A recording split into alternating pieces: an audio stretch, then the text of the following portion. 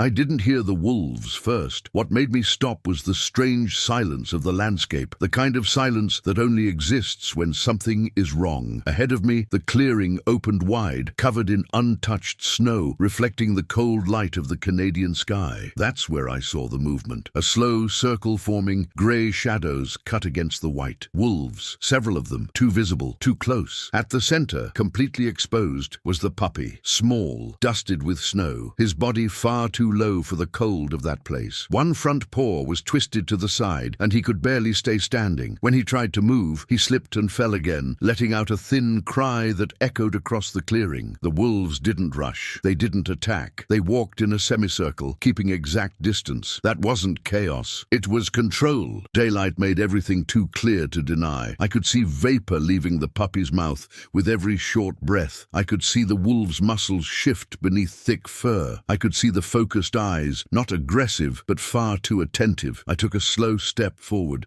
feeling the snow sink under my boot. One of the wolves lifted its head and looked straight at me. It didn't growl. It didn't retreat. It just watched. And I understood that this simple decision, move forward or stop, had just pulled me into the story. If this story already has you hooked, leave a like, subscribe to the channel, and comment with the city and country you're watching from. It really helps the channel keep bringing stories like this. The cold wind swept through the clearing without resistance, carrying the metallic scent of dried blood from the puppy's injured paw. It wasn't a fresh wound, but it was enough to explain why he hadn't been able to escape. When I took another step, all the wolves adjusted at once, as if responding to an invisible command. None advanced, none retreated. The circle simply reshaped itself, keeping the puppy in the center and me at the edge. It was there, beneath that sky that felt too bright and that snow that felt too clean, that I realized how close I had come to the end of this story without knowing it. If I had arrived just a few minutes later, there would have been no chase, no struggle, no dramatic scene. The forest would have moved on. The puppy lifted his muzzle toward me and tried to bark. No bark came out, only a hoarse, exhausted sound. I lowered myself slowly, feeling the cold cut through my knee, and understood that this wouldn't be a simple rescue. It was a test, and it was only just beginning. I stood still for a few seconds, trying not to appear threatening. The clearing was too large to hide any movement and too small to allow mistakes. The puppy remained at the center, breathing fast, his body curled against the cold. The snow around him was already marked with overlapping tracks, small, chaotic prints mixed with the large, steady ones of the wolves. That told me he had already tried to escape and failed. The largest wolf took 2 steps forward, not toward the puppy, toward me. Its posture was upright, neck extended, tail low. It wasn't an attack, it was a warning. I stopped immediately, let my boots sink a little deeper into the snow, and kept my arms loose at my sides, showing I carried nothing. The cold wind moved freely through the clearing, lifting small whirlwinds of fine snow between us. The puppy tried to stand again. The paw gave out. He fell onto his side, letting out a louder whimper this time. The sound crossed the open space without resistance, and something shifted in the group. 2 wolves turned their heads at the same time. One lowered its muzzle, testing the air. There was no rush, but there was calculation. They knew time was on their side. I took a slow step sideways, trying to break the direct line between us. The larger wolf mirrored the movement, keeping the same angle. It didn't move closer, but it didn't allow me to advance either. This wasn't a chaotic standoff. It was a silent negotiation, carried out through distance, posture, and patience. The entire clearing seemed organized around that fragile balance. That's when I noticed something else. None of the wolves were watching me the entire time. Their focus shifted between the puppy, the surrounding area, and the open horizon of the forest. They weren't thinking only about the hunt. They were alert to something larger, as if they also knew this situation could spiral out of control at any moment.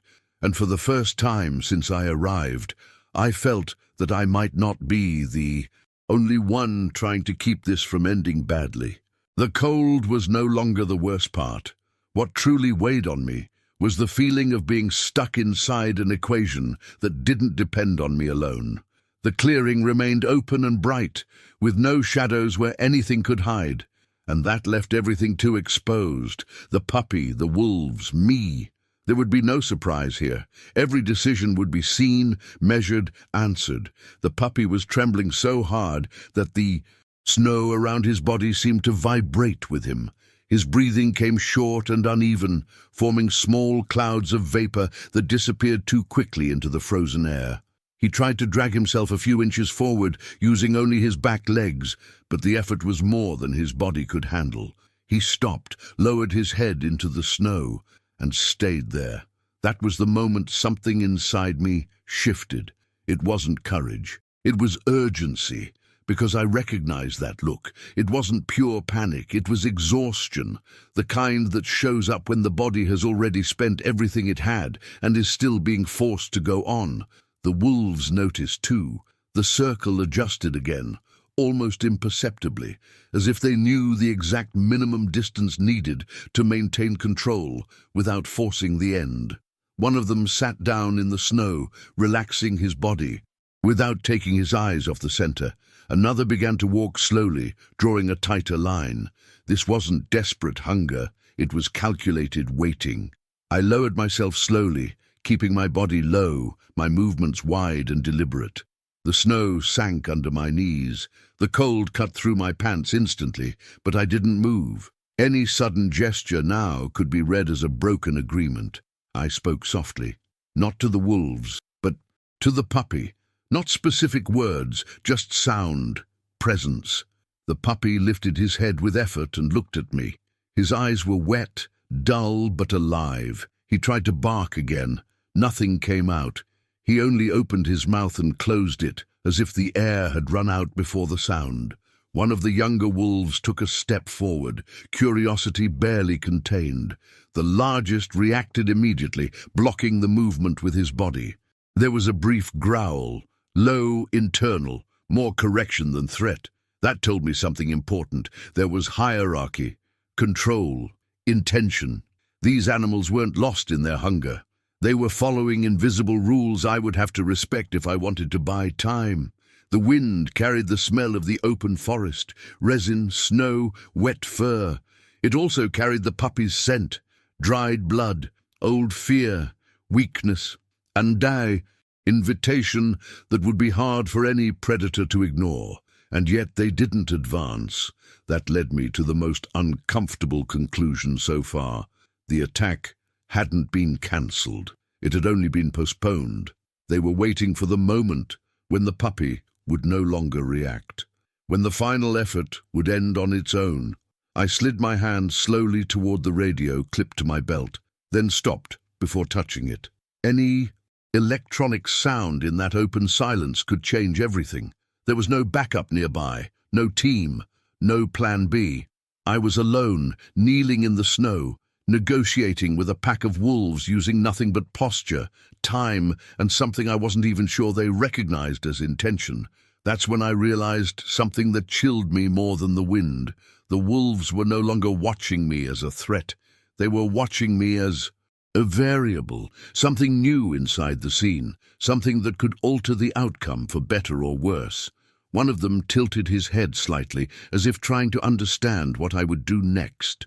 The largest kept his eyes fixed, alert, evaluating every minimal change in my body. The puppy let out an even weaker whimper, a short sound, almost nothing, the kind of sound that would go unnoticed if no one were listening.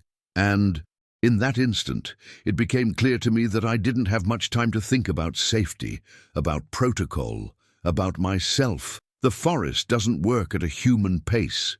It doesn't wait for long decisions. It advances when it senses weakness, or resolves things when it senses opportunity. I took a deep breath, feeling the frozen air burn inside my lungs, and did something I knew could change everything. I took one more step, toward the puppy, not fast, not confident, just inevitable. The reaction was immediate. All the wolves stood at once. The circle tightened slightly. None of them ran, none attacked. But the space shrank, and for the first time since I entered the clearing, I felt with absolute clarity that I had reached the point of no return. Either I would find a way to cross that invisible line without breaking it, or this story would end right there, beneath a sky too bright, in a clearing too beautiful to hide what was about to happen. The step I took wasn't the most dangerous one. The most dangerous part came after, stopping. Standing there between the puppy and the circle of wolves, neither advancing nor retreating, feeling the weight of the choice stretch through time. The clearing felt even larger now, too open, as if there were nowhere to run even if I wanted to. The puppy remained on the ground, breathing with difficulty, his small body stark against the endless white around him. Snow had begun to cling to his fur, forming small plates of ice that revealed how long he had been there. The largest wolf took another step toward me. It wasn't fast, it wasn't aggressive, it was final. The distance between us was now short enough for me to see details, an old scar across the muzzle, lighter fur along the neck, the way he distributed his weight with absolute precision. He stopped, upright, filling the space with his body. It wasn't a direct threat. It was a block. This is as far as you go. I stayed still. My heart was pounding too loudly, but my body understood that any exaggerated reaction could be read as either flight or attack. I glanced at the puppy. He was fighting to stay awake, blinking slowly, as if the world were becoming too heavy to hold. That's when I noticed something I hadn't seen before. The wolves weren't positioned only around the puppy. They were positioned around me as well. Not as an immediate ambush, but as containment. They didn't want me to advance, and they didn't want me to retreat too quickly either. The wind crossed the clearing, again lifting fine snow and spreading scent in all directions. One of the wolves farther back raised his muzzle and released a low, brief growl, almost an internal signal. The largest answered with a minimal movement of the head. Order maintained, absolute control. That realization hit hard. They were calmer than I was, more organized, more prepared to wait. I lowered myself again, slowly, until I was almost level with the puppy. I extended my open hand, not toward him, but into the space between us, as if offering something invisible. I spoke again in a low, continuous voice, without specific words. The puppy reacted by lifting his head slightly, eyes struggling to focus. One of the wolves took a half-step forward, and the largest blocked him again. There was a second of pure, compressed tension, the kind where everything could change. Then something happened that I didn't expect. The puppy, gathering what little strength he had left, dragged his body a few inches toward me. It wasn't graceful, it wasn't fast, it was desperate, almost pitiful, but full of intention. His injured paw slipped. He nearly collapsed onto his side, but he kept going. The distance closed by his choice, not mine. The effect was immediate. The wolves' circle broke for the first time, slightly, subtly, but real. Two of them shifted at once, out of sync. The largest turned his head, reassessing the new positions. For the first time since I entered the clearing, I felt that something had changed the original equation. The puppy was no longer just the passive center of the scene. He had made a decision. I stopped thinking. I leaned forward with extreme care and touched the puppy with the tips of my fingers. His fur was far too cold, his body far too light. He didn't react with fear. He only let out a short, weak sound and pressed his muzzle against my hand, as if that contact alone were enough to keep him there a little longer. The wolves reacted to the touch. All of them. The largest lunged one sharp step forward. A deeper growl rose from his chest, echoing across the clearing. I froze, my hand still resting on the puppy. I didn't pull away. I didn't move closer. I simply stayed. The wolf stopped less than 2 meters away, his eyes locked onto mine, intense, evaluating something that wasn't strength or fear. He was evaluating intention. The silence that followed was almost physical, heavy, thick, the kind of silence that comes before decisions that can't be undone. The puppy struggled to breathe beneath my hand. The cold was beginning to steal the little warmth he had left. I knew I couldn't let go of him. I also knew that lifting him into my arms in that instant could be the wrong trigger. And there, kneeling in the snow, with a puppy too alive to die and wolves too alert to yield, I understood the final truth of that moment. Rescue wouldn't depend on strength or courage. It would depend on resisting the urge to force an ending, to make space for something that hadn't happened yet, and I had no idea what the wolves would do next.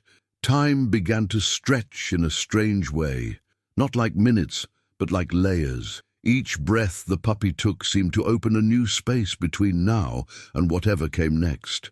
My hand remained resting on his small body, feeling the cold seep through his skin, feeling the faint movement of his chest rising and falling. There was still life there, but it was fragile, unstable, on the edge of giving in. The wolves didn't move, they didn't advance, they didn't retreat. The largest remained in front, body firm, paws planted deep in the snow, as if he had decided that this spot was the final boundary. I slowly raised my eyes and met the wolf's gaze directly for the first time. Not in challenge, in recognition. He didn't look away. His eyes were ancient, deep, unhurried, a gaze that didn't need to prove anything. There was no hatred there, no cruelty. There was continuous evaluation. I was being measured not as an immediate threat, but as something new, disrupting the balance of the scene, something that had not yet been accepted or rejected. The puppy shifted beneath my hand and let out a louder whimper. The kise sound crossed the open clearing and reached the tree line beyond. Two of the wolves farther back lifted their heads at the same time. One took a hesitant step forward. The largest reacted with a sharp, dry growl, more command than warning, order restored. But I felt it. They were at their limit too. The cry stirred something that even hierarchy couldn't fully control. That's when I did the riskiest thing so far. I didn't stand. I didn't pull the puppy toward me. I simply slid my other hand carefully beneath his small body, supporting him slightly, taking some weight off the injured paw. The puppy reacted immediately, leaning into me, searching for warmth. The contact was minimal, but enough to change everything. The largest wolf stepped forward again. Now the distance was too short for error. I could hear his breathing, slow and deep. I could see the vapor rising from his muzzle. The growl came again, lower now, vibrating in the cold air. I froze. Any movement at this point could be read as an attempt to flee. I stayed exactly where I was, supporting the puppy, speaking softly, steadily, without stopping. And then the wolf stopped. It wasn't a retreat. It was a pause. He held his position, eyes shifting between me and the puppy. One of the younger wolves approached from the side, curious, but was halted by a simple flick of the tail. Once again, control. But something was different now. The largest tilted his head slightly, as if trying to understand why the puppy was no longer just on the ground, why he wasn't crying anymore, why the sound had changed. The puppy stopped whimpering, not because he was better, but because he was being held. That was decisive. The sound that attracted attention, that accelerated time, was gone. The clearing slipped into a different rhythm, slower, less urgent. I could feel it in the wolves' bodies, in the way their muscles relaxed just enough not to advance. Minutes passed, or seconds. It was hard to tell. The wind continued to move freely. The sky remained bright, indifferent to the small drama unfolding below. My leg began to ache, numbness creeping upward. But I didn't move, I couldn't, not while that fragile balance still held. Then I heard it, distant but unmistakable, the sound I had been waiting for from the beginning, not loud, not close, an engine, far away, very far, but real. A vehicle on the main trail breaking the open silence of the forest. The wolves reacted instantly, heads lifted. The largest turned his body slightly, evaluating the new variable. This wasn't part of the original equation. I knew time was up, not because the wolves were about to attack, but because the situation was about to change irreversibly. If the sound approached too fast, it could trigger panic, flight, attack. If it took too long, the puppy wouldn't last. I took a deep breath, adjusted my body with extreme care, and made the decision I had been postponing. Since the very first moment, it was now or never. I prepared to lift the puppy into my arms, and when I did, the largest wolf reacted. When I pulled the puppy against my chest, it wasn't fast. It was a continuous, calculated movement, almost ceremonial. The small body was far too light, far too warm, far too fragile for that place. The puppy curled in immediately, pressing his muzzle into my jacket as if recognizing this as his last chance to keep breathing, and it was at that exact moment that the largest wolf advanced. He didn't run, he didn't attack. He moved forward with 2 firm, heavy steps, the snow sinking beneath his paws. The growl rose stronger now, open, vibrating through the clear air of the clearing. The other wolves shifted with him, closing the space. The circle no longer existed. This was a line. Being tested, I stopped. I remained standing, but completely still. The puppy trembled in my arms, but he didn't cry anymore. The sound was gone. There was only the wind, the vapor of breath, and that low, continuous growl, a final warning. I knew that any step back could be read as flight, any step forward as provocation, so I did the only thing I hadn't tried yet. I knelt. I lowered myself slowly into the snow, keeping the puppy visible, but protected. I didn't hide him. I didn't lift him higher. I simply showed, with my entire body, that I wasn't running with him, that I wasn't hunting, that I wasn't challenging anything. The wolf stopped a few meters away, his eyes fixed on me, then on the puppy, then back on me. The distant engine came a little closer, still far enough not to shatter everything at once. The wolves felt it too. The largest turned his head for a second, evaluating the open forest behind me, evaluating routes, time, risk, and then it happened. The largest wolf released a short howl, not loud, not long, a dry, direct call. The others answered almost immediately, but none advanced. On the contrary, one by one, they began to retreat, not running, not defeated, retreating like those who accept that this scene had ended. Differently, the largest was the last to move. Before turning away, he looked at me one final time. There was no threat there, no anger, only something I will never be able to fully explain, a recognition of limit.